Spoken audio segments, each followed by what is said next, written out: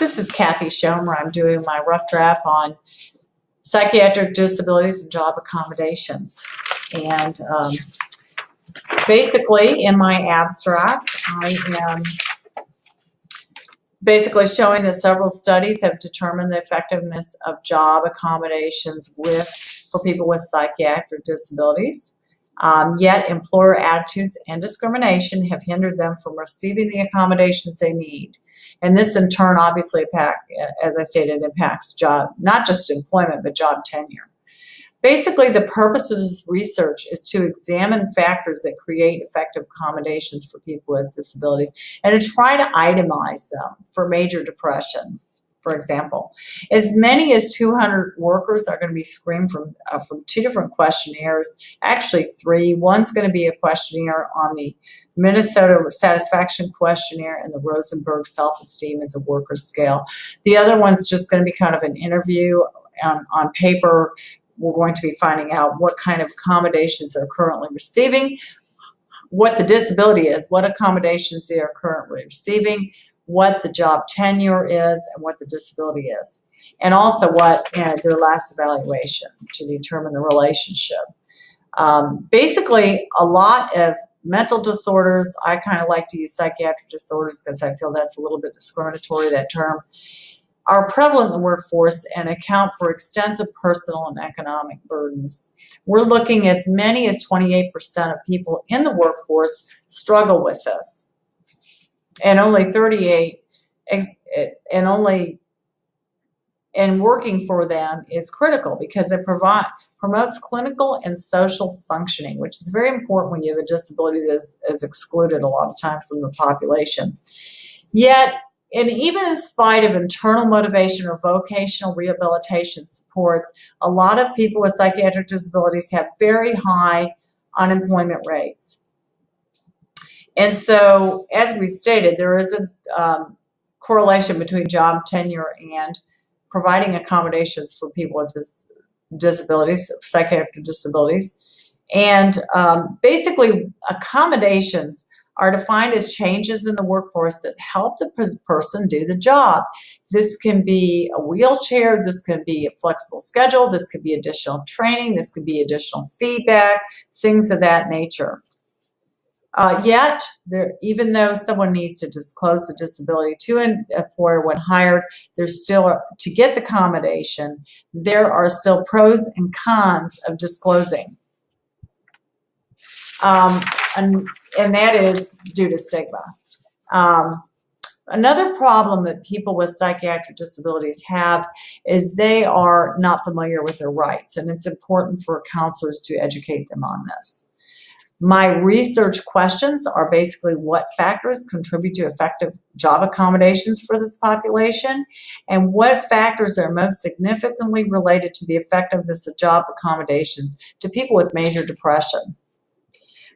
People with extensive psychiatric disabilities are among the most disenfranchised group in the United States, and basically it's because this group has been known to have some of the very disabling condition in the workforce, since the workforce places such a premium on cognitive skills. And people with extensive psychiatric disabilities, whether that's major depression or schizophrenia, also really can struggle with impaired concentration and cognition in the work environment. So you can see where this would be problematic. A study conducted by Wang in 2011 showed that up to 83% of people with psychiatric disabilities needed accommodations, but only 30% received them. And Cobier in 2016 conducted a study of people experiencing depression prior to taking sick leave and determined that, basically the work environment, they need to decrease psychosocial risk in the work environment. So that might be a little challenging for the corporate world. And employer attitudes also impact acceptance into the work environment and what accommodations are made for this population. Suggestive evidence shows that inadequate accommodations are associated with poor employment outcomes, including job satisfaction, performance, well-being, and even lack of promotion.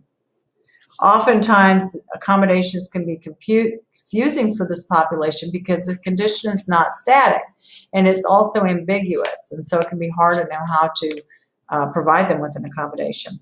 The biggest mistake employers make is to assume that the employee needs an accommodation without assessing their needs. So areas impacted, some of the outcomes and benefits is knowing that the areas impacted for this in this study, the areas impacted are believed to be the interpersonal, social, emotional, and cognitive areas for this population. So you can see where that would be ambiguous in creating an accommodation for them. I also think the study can help counselors embrace employment outcomes, enhance employment outcomes for this population by exploring the client's perceived barriers and also trying to look at their attitudes and aspiration towards career. Because a lot of time what happens is this people with psychiatric disabilities have been held up in their career development because this does impact cognitive skills, and you can see where it'd be more difficult. I think also the study allows vocational rehabilitation counselors to know that this is it has to be a very unique, individualized plan for each person, and to educate them, the people with psychiatric disabilities, on the ADA and help them really learn it. If the ADA is to be effective, vocational rehabilitation counselors must provide empirical evidence and professional recommendations on what really works for this population. For my project design and methods, I'm doing a random experimental randomized controlled design by forming two groups who will receive, one who will receive job accommodations and one who won't. Both groups will be working people. I'm going to have 200 participants, including 100 males and 100 females, ranging from 20 to 45 years old. And basically, we're going to be recruiting from the vocational rehabilitation offices in Texas, and that includes Austin, Houston, and Dallas, Texas. Again, we're going to be doing the two groups.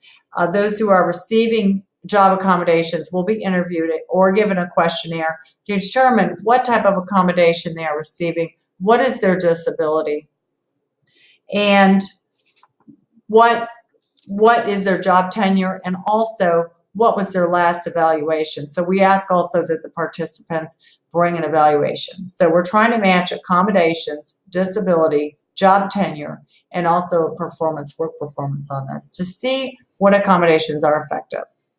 Basically, they're going to take two questionnaires, minus the interview/written form, on to determine job satisfaction. One of them is the Minnesota Satisfaction Questionnaire to determine the employee's satisfaction with their job, and the Rosenberg Self-Esteem as a Worker questionnaire. And the Rosenberg Self-Esteem as a Worker questionnaire measures the participant's self-worth by determining the participants' positive and negative feelings about themselves. Both groups will be asked to bring their most recent evaluation to determine how the accommodation is impacting their job performance. Again, I said that the data will be collected and categorized by the type of psychiatric disability they have, and hopefully then we will be able to create a table that compares what the psychiatric disability, what the accommodation is, what the job tenure is, and what the evaluation is, so we can see the outcome of how this is effective. And with that said, I look forward to hearing feedback, what you think about my video, and I look forward to giving other people's feedback on their rough draft. Thank you.